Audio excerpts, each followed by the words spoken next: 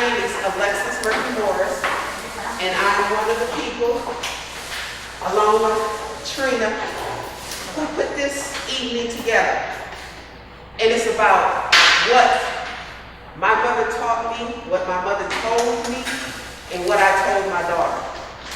So one thing that I can say that everyone here whose parents probably taught them that is that if you say something's going to start at a certain time, it starts at a certain time. If you don't have things together the way it's supposed to be, you improvise. So I know it's somewhere around 6 o'clock and we should get started. Welcome to Tendaji Talks.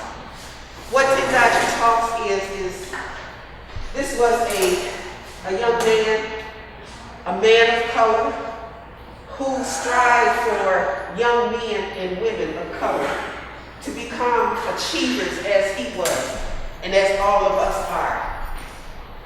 He went on to do better things in another land and left us here. So we are going to continue things on this land while we're here. I'd like for everyone here to get involved. The crowd is small, so we can really make this here an intimate thing. I know you're saying, what in the world kind of costume does she have? I had surgery a couple of weeks ago, and I'm not even supposed to be here, so I snuck out the house. You know how we are anyway. We don't do what they tell us to do. But today is my first day out of the hospital. Out of the house. I've been in the house every day. And my wall is talking to me just like how all these pictures are. So it's time for me to come out. But again, I'd like to say welcome. And my co-presenter, Trina, you have anything you want to say? Well, what I want to say is, my name is Trina Sanders, and I want to share a little bit about what my mother told me and what I told my daughter. I'm originally from Battle Creek, Michigan.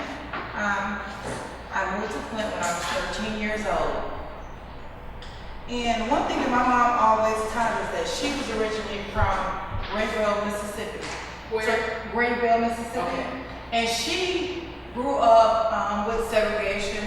She always told us about how there were really drinking fountains that African Americans could not drink out of. She shared with us stories about how she would go to the movie theaters and that she would have to sit up in the balcony with the other African American children, and the Caucasian children would sit down below. And she shared a lot about being the people in our community to make change. She said that her grandmother used to always say, we have to work hard so that history will not repeat itself. So with saying that, in Battle Creek, Michigan, I went to school, it was 10% African Americans in that school. So my mother always taught me to love who God created me to be, to embrace the beautiful color of my skin, and to look around at our family, we're all different shades. And she told me that everyone will not understand how uniquely God has created us. But it's up to us to educate. It's up to us to be that change that we want to see in our community. And it's up to us to treat others the way we want to be treated. So that's something that she always taught me. And she taught me also to not be silent, to be out, to get out, and to be activists for change, to better our community. Thank you. Anybody in the crowd have anything they would like to add to any of that? Did any of those words that she said touch anything that your mother had told you? One head, yes. Okay. Yeah. Hello, my name is Petra Kersey, and I work at the YWCA of Greater Flint as a child advocate. I want to thank you for being here. It shows the interest within our community on this extremely important subject, racism. What did your mother tell you, and what did you tell your daughter? I would like to begin with a couple of heartfelt testimonies from the residents at the YWCA. They were asked 5 different questions, and I'm going to read them to you. How long have you and your family lived in the Flint area? She answered, I have lived in Flint for 18 years. What was the community like when you first came here or as you grew up? When I was growing up, my community raised us, not just my grandparents, and we all took care of each other. What are some of your memories about your neighborhood and your family? I remember the neighborhood was safe. I was able to go to my friend's house and feel at home. Friends and neighbors were family. Growing up, what did your mother tell you and what did you tell your daughter in regards to racism? My grandmother told me you've got 2 strikes against you. In this world, you're black and you're a woman, but don't be a statistic. How did the community change your lifetime, and how different is the experience for today's young people in regards to racism in our community? Her answer, growing up, I could play outside, go to the neighbor's house, etc. Now it's not safe for you to even be locked in your own home. The one that answered these questions was 19 years old, and she was an African American woman. I have another one. Again, how long have you and your family lived in the Flint area?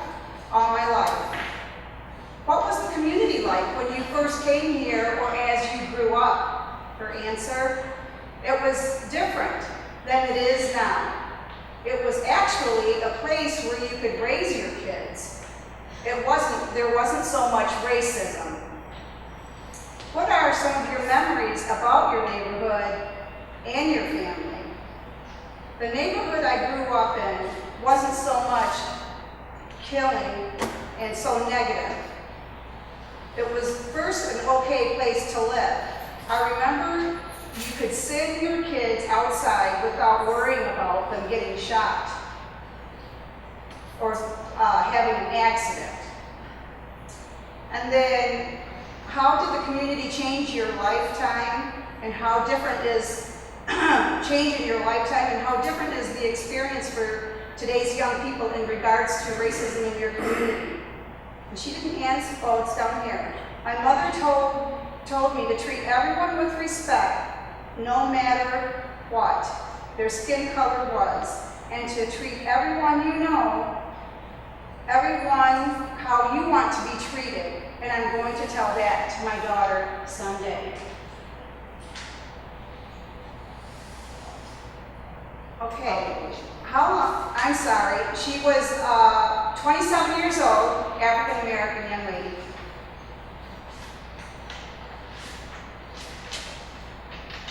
Okay, how long have you and your family lived in the Flint area? For 23 years. And she says, growing up, what did your mother tell you, and what did you tell your daughter in regards to racism? My mother told me that you have to work twice as hard since you are a black female, and 3-4 times as hard if you are a black male. But work hard, but treat everyone the way you want to be treated, as an equal citizen. But understand that everyone will not do the same. That's good advice from the parents to those ladies. And this doesn't have an age on it, so I was asked to also share a little bit about myself. So now I would like to share with all of you my own experiences growing up as a little girl in the Flint community. I was born in Texas in 1960, And I lived in the community. I had lived in this community for 50 years. My mother brought my 7 brothers and sisters to Michigan to live with friends she knew when I was 6 years old. Needing some type of assistance, my mother reached out to our local human service department asking for some type of help. They denied her of all assistance. They stated she had to be a resident within the community for a year. An article was placed in the Flint Journal on the situation. A lawyer took my mom's case and won. My mother began receiving food stamps and Medicaid. Soon after, my mom took on a job at what used to be the Durant Hotel in downtown Flint. Shortly after that, we moved out of my mom's friend's house and into our own house on Mason Street, downtown Flint. My mother's English was not very good, and many times while working with others that understood Spanish, that is what she spoke, her boss would tell my mom she needed to start speaking English or she would be fired. Needless to say, a short time later, she was let go. Shortly after getting fired, my mom looked for another job and was hired at Arby's restaurant on North Saginaw Street. And I say that with pride because she's just awesome. She worked there until retiring in 2013. They moved her to so many different Arby's. She refused to quit. She was the oldest employee that had ever worked for Arby's. Today, my mom is 89 years old. Yay. When I was a child living on Mason Street, I remember not being treated so well. I remember walking down my street with my brothers, which I had 4 of them, to go home, and as a group of neighbor kids were walking by, one of them had thrown skunk perfume on me, and I ran home crying. My brothers got so mad at them, they began fighting with the kids. Yes, my brothers got into trouble for not going to my mom first. The children that threw the perfume were white, who did not like Hispanics. From Mason Street, we moved to the Beecher subdivision and lived on Hilton Lane. There I lived until my adult years. When I lived in Beecher, our community stuck together. We would have daily kickball games out on the street, and I remember hide and seek and just all kinds of things, but we were a community. At times, there were at least maybe 20 or more kids right around whose other house. It would sometimes be our house or another neighbor kid's right down the street. But for the most part, we got along. There were your normal disagreements, but all of us got over it real quick. While growing up, I was always taught to respect others and to treat them the way I want to be treated. When I fell out of line, I was spanked for disrespecting or mistreating others, and next made to apologize. When I began having children on my own, I taught them the same as my mother had taught me. Respect others and treat them the same way that you want to be treated. In regards to the change in our community when I was growing up, we are all aware of the much violence in general. And it is very clear by the media, city, county, and nationwide, that racism is and has been alive for decades. I feel that we have to continue to enforce the good from the bad to our children at all times. Teach them that what they see, they do not have to do. To want change together, we have to be the change makers. Every adult here sets an example to our children to some degree. I ask myself and all of you, are we doing our job? Sounds like a good question to me. How does the crowd feel? Are we doing our job?